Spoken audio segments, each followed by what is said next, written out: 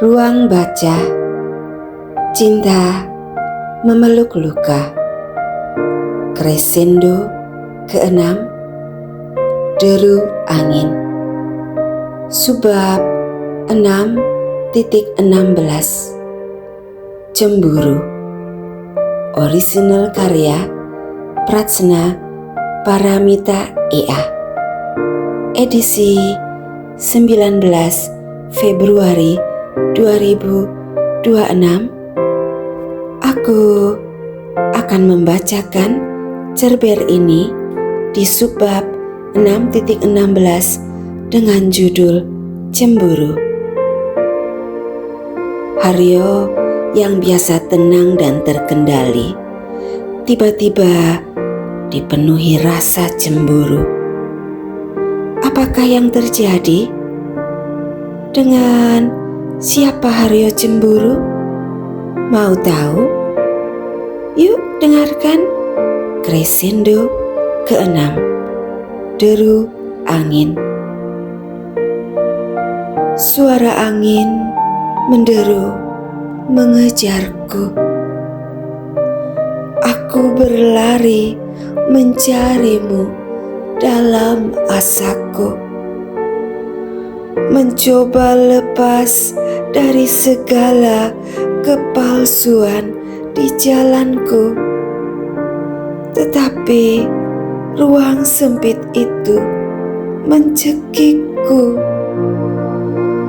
Kusimpan semua rasa mengendap di hatiku, hingga sesak menghimpit jiwaku. Deru angin mengejarku. Ku panggil namamu dalam anganku.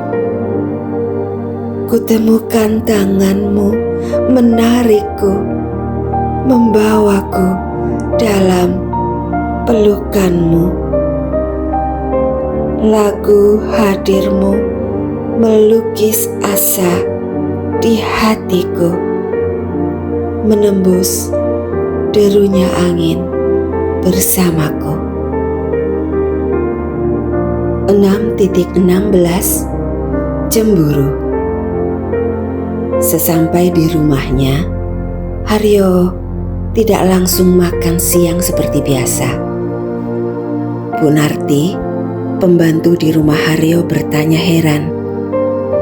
"Loh, Mas Haryo, kok tumben malah duduk nonton TV? Biasanya makan dulu." Pak Kadir yang kebetulan lewat di ruang makan ikut menghentikan langkahnya mendengar sapaan Bu Narti ke Haryo. "Iya, bentar Bu Narti. Haryo nonton pertandingan bola sebentar ya," jawab Haryo sambil tersenyum. Tetapi Haryo malah meluruskan kakinya di sofa, merebahkan badannya dan melanjutkan nontonnya. "Wes kene, aku dulu yang makan," seru Pak Kadir ke Bu Narti. "Wah, enak aja. Punyamu bukan di sini. Ini dendeng buatan Bu Narti khusus buat Mas Haryo. Pak Kadir gereh petek aja sana," canda Bu Narti yang dibalas Pak Kadir dengan tertawa lepas. Pak Kadir mengamati Haryo. Ia hafal betul sifat Haryo yang akan menghabiskan waktunya dengan nonton TV jika ada sesuatu hal yang dipikirkan anak itu.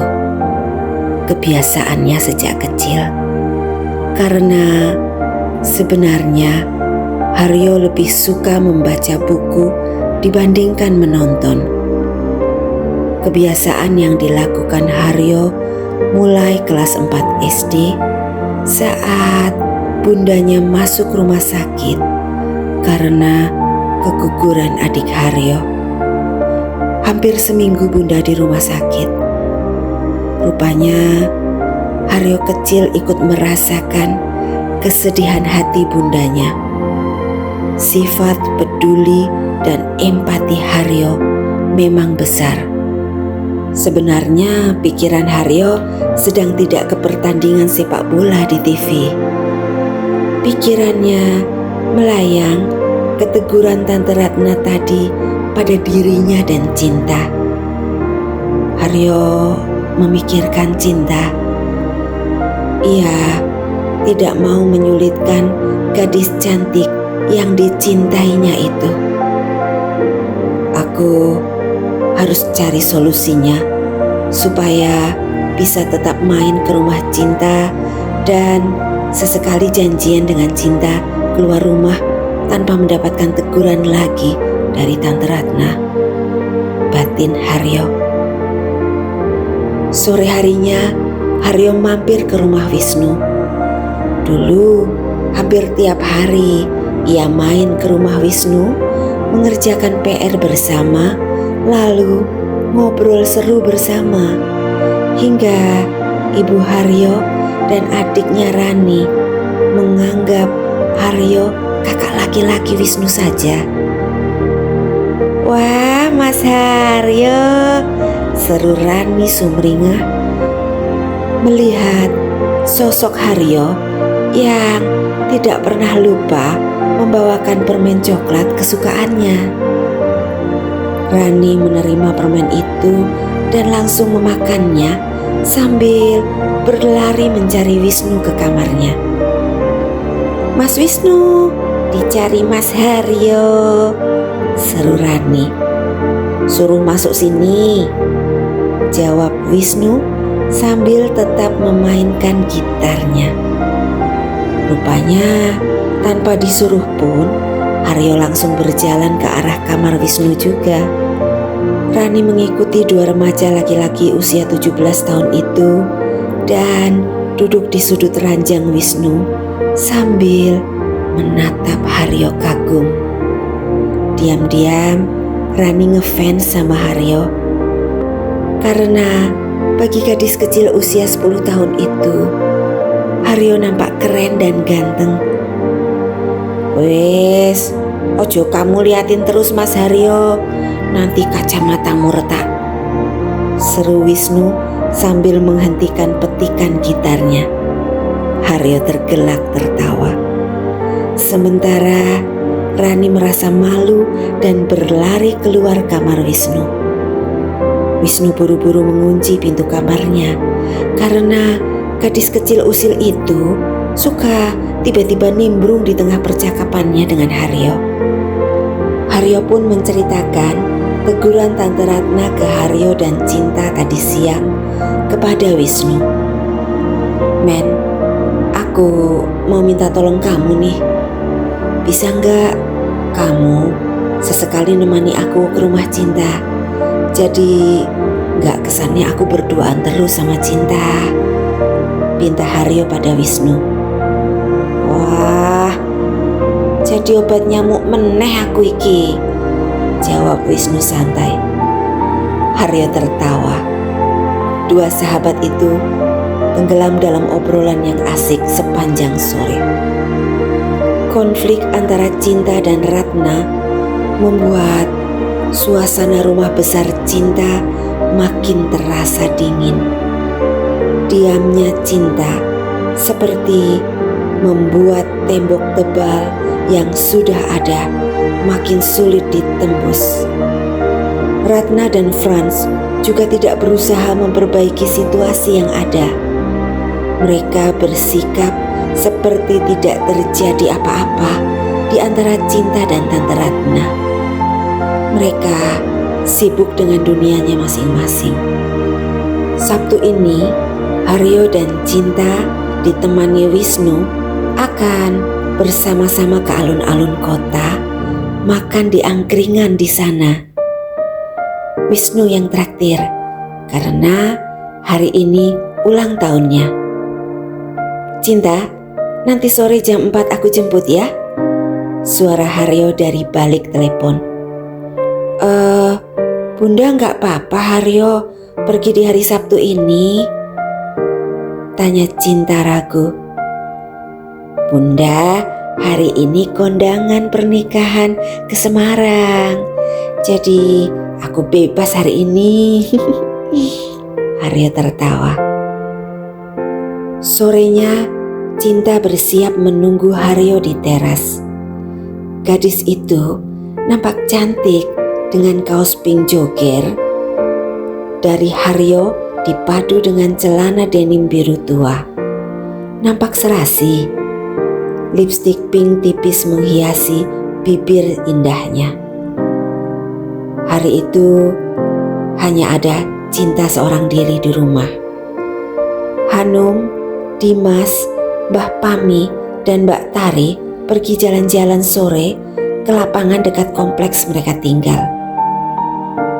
Tiba-tiba suara motor Tiger Bobby terdengar memasuki halaman depan rumah Cinta. Ia hanya sendiri kali ini. Papa dan Tante Ratna pergi berdua saja. Pemuda 21 tahun itu menatap Cinta sambil membawa bir bintang kaleng di tangannya. Cinta risih melihat tatapan Bobby yang mulai intens kepadanya. Cinta pun berdiri dari duduknya, mencoba melangkah masuk ke dalam rumah. Pemuda itu meraih tangan Cinta sambil meletakkan kaleng bir bintang di atas meja teras. "Mau kemana, cantik?" goda Bobby. Cinta berusaha melepaskan pegangan tangan Bobby di pergelangan tangannya. Tetapi justru pegangan Bobby semakin kuat kepada Cinta. Cinta mulai merasa takut. Belum sempat Cinta mencoba lagi melepaskan pegangan tangan Bobby yang kuat. Tiba-tiba pemuda itu mencium pipi Cinta. Dan di saat bersamaan sebuah pukulan melayang ke wajah Bobby. Rupanya Haryo meninju Bobby penuh kemarahan. Ternyata Haryo tiba bersama Wisnu tepat di saat Bobby mencium pipi Cinta. Haryo panas melihatnya. Hatinya dipenuhi gejolak rasa cemburu dan keinginan untuk melindungi Cinta. Bobby terkejut merasakan kepalan tangan Haryo. Ia menatap Haryo marah. Dibalasnya memukul Haryo. Kedua pemuda itu berkelahi tepat di depan Cinta dan Wisnu yang berusaha melerai, tetapi sia-sia. Hingga suara Papa mengejutkan mereka. "Hentikan!" teriak Frans, Papa Cinta. Bobby dan Haryo pun berhenti berkelahi. Mereka tersadar. "Bobby, apa yang kau lakukan?" teriak Tante Ratna marah. Wisnu mencoba menjelaskan situasi yang terjadi kepada Tante Ratna dan Papa Frans. Cinta menangis. Haryo berusaha menenangkannya. Mendengar penjelasan Wisnu bahwa Bobby mencium pipi Cinta sehingga Haryo marah dan berkelahi dengan Bobby, membuat Ratna sangat terkejut. Dengan suara bergetar penuh tekanan emosi, Ratna berkata kepada Bobby, "Bobby, jangan pernah kau sentuh Cinta. Dia adikmu, satu ayah denganmu." Bobby terkejut mendengarnya, terlebih Frans, Papa Cinta. "Apa maksudmu, Ratna?" tanya Frans dengan nada serius, sementara Bobby nampak terkejut dan bingung. "Bobby, anakmu Frans, anak kandungmu," jawab Ratna sambil terisak menangis, lalu pergi masuk ke dalam rumah, meninggalkan wajah terkejut semua orang yang ada di teras. Bobby menyusul Ratna masuk ke dalam rumah. Ia ingin mendengar penjelasan mamanya. Frans pun menyusul juga tanpa menyapa Haryo, Wisnu, dan Cinta lagi. Cinta masih menangis. Haryo mendekat dan memeluknya. Cinta terus menangis karena terkejut. "Maafkan aku, Cinta," pinta Haryo. "Tenangkan dirimu, Cinta," ujar Wisnu. Cinta pun mengangkat kepalanya yang tertunduk. Dilihatnya darah di ujung bibir Haryo karena terkena pukulan Bobi. Cinta menghapusnya dengan tangannya. Ia nampak panik. Haryo memegang tangan Cinta. "Gak apa-apa, Cinta," kata Haryo sambil tersenyum.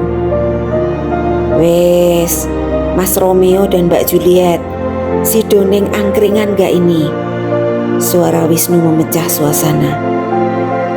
"Si Domen," jawab Haryo sambil meringis menahan perih di bibirnya.